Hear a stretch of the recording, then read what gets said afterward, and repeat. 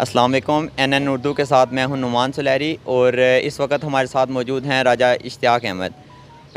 Social media پہ ناظرین کچھ دنوں سے بہت ساری پوسٹیں جو گردش کر رہی ہیں کہ یہ اس دفعہ پی پی 12 سے الیکشن کنٹیسٹ کر رہے ہیں، تو اس حوالے سے ہم ان سے بات کریں گے کہ اس چیز میں سب سے پہلے تو آپ کا بہت شکریہ کہ آپ لوگ یہاں پہ آئے۔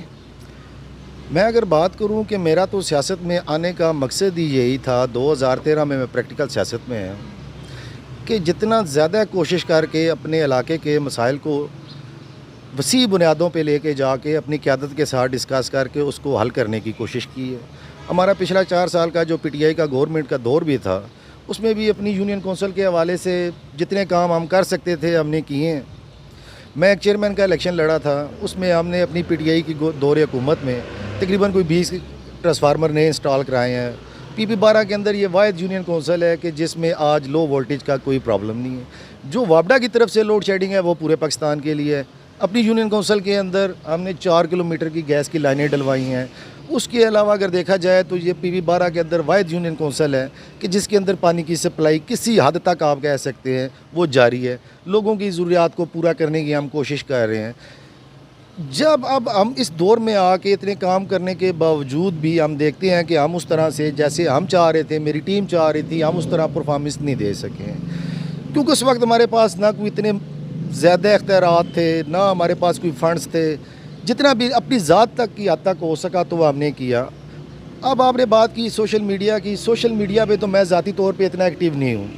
میرے دوست ہیں، احباب ہیں، چاہنے والے ہیں، ہماری ٹیم ہے، اور میرے دوستوں کی قریبی ساتھیوں کا بھی یہی رائے ہے کہ آپ ایم پی اے کا الیکشن کونٹیسٹ کریں، جس کے لیے کافی سارے لوگوں کے ساتھ صلاح مشورہ بھی جاری ہے۔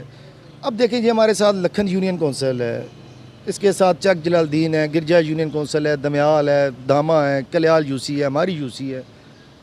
آج 21ویں صدی میں رہنے کے باوجود بھی آج اس گرمی کی حالت میں ہر خاندان، ہر گھر پانی کی محتاجی کا اس کو سامنا ہے۔ پانی کی شدید کمی ہے ہمارے ایریے میں، ایک ایک بوند کے لیے لوگ سڑکوں پہ گھوم رہے ہیں، بچے، بوڑھے، بزرگ، خواتین۔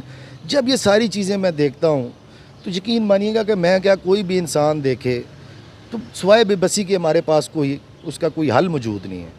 جب تک ہم ایم پی اے لیول پہ نہ آئے ہم ان مسائل کو اجاگر تو کر سکتے ہیں، لیکن ہم حل کرنے والی پوزیشن پہ نہیں ہیں۔ مسائل کو حل کرنے کے لیے آپ کے پاس ایک پلیٹ فارم ہونا چاہیے۔ ایم پی اے کا پلیٹ فارم بہت اچھا پلیٹ فارم ہے اگر مسائل حل کرنے کے لیے اس کو لیا جائے۔ دیکھیں، مسائل کی بات کی جائے تو گلی نالی، سڑک، صحت، سکول، تعلیم، ہر چیز کی کمی ہے ہمارے پاس۔ جو چیز میں یہاں پہ جو محسوس کرتا ہوں ذاتی طور پہ، ہمیں جو سب سے زیادہ مسئلہ ہے وہ پانی کا ہے۔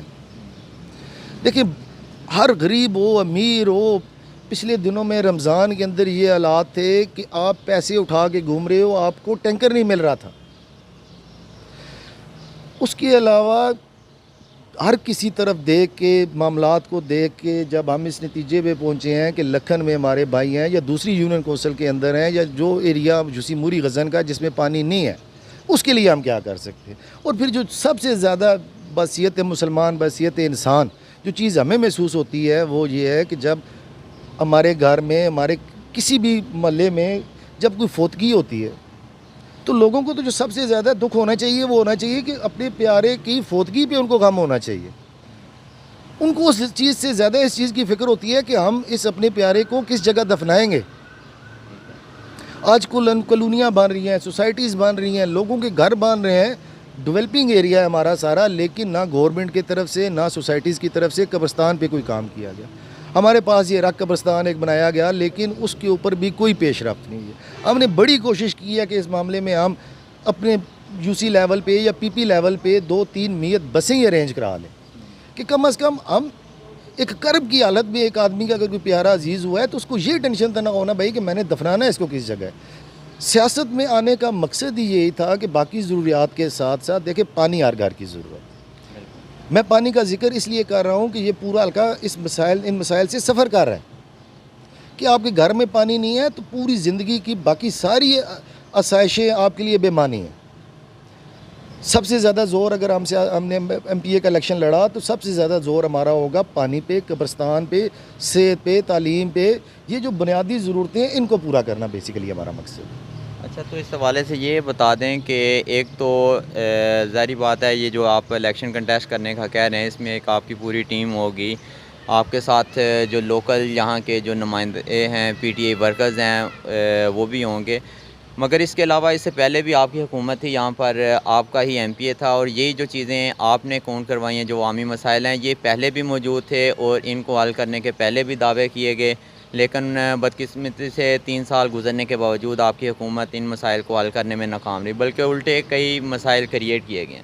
تو آپ کا کیا جو ہے اس حوالے سے لائحہ عمل ہوگا، اور کیا آپ سمجھتے ہیں یہ حل ہوگا؟ دیکھیے جی، سیاست میں ہر بندے کا اپنا کام کرنے کا طریقہ کار ہے۔ واسق صاحب نے بہت اچھے کام بھی کیے ہیں، کچھ کام تاخیر کا شکار بھی ہوئے ہیں، اس میں تو وہ آپ کے سامنے سارے کام ہوئے ہیں، میں اس ڈبیٹ میں نہیں پڑھنا چاہتا۔